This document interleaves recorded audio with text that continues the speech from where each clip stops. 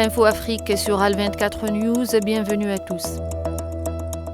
L'Observatoire universitaire international du Sahara occidental a exhorté vendredi dans une lettre le président français Emmanuel Macron à reconsidérer sa position sur la question du Sahara occidental, jugeant essentiel que la France aligne sa position avec les arrêts de la Cour de justice de l'Union européenne qui a confirmé une nouvelle fois le statut séparé et distinct dont dispose ce territoire par rapport à celui du Maroc. Au Mozambique, Daniel Chapo, candidat du Front de Libération, parti au pouvoir, a été déclaré vainqueur de l'élection présidentielle du 9 octobre dernier par la Commission électorale nationale.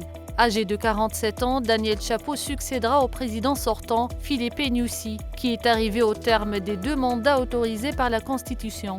La Commission électorale nationale signale que le taux de participation a atteint 43,48% et que Daniel Chapo a été déclaré vainqueur jeudi avec 71% des voix.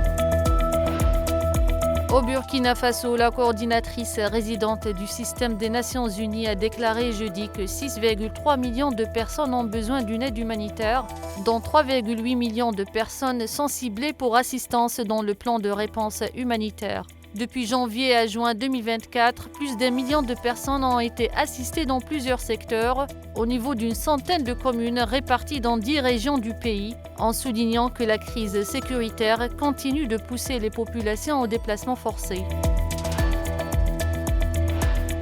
Au Nigeria, au moins 3 personnes ont trouvé la mort dans l'accident d'un hélicoptère qui s'est écrasé alors qu'il se dirigeait vers une installation de production de pétrole offshore, a déclaré la compagnie pétrolière publique NNPC. L'hélicoptère transportait 8 personnes, dont 6 passagers et 2 membres d'équipage.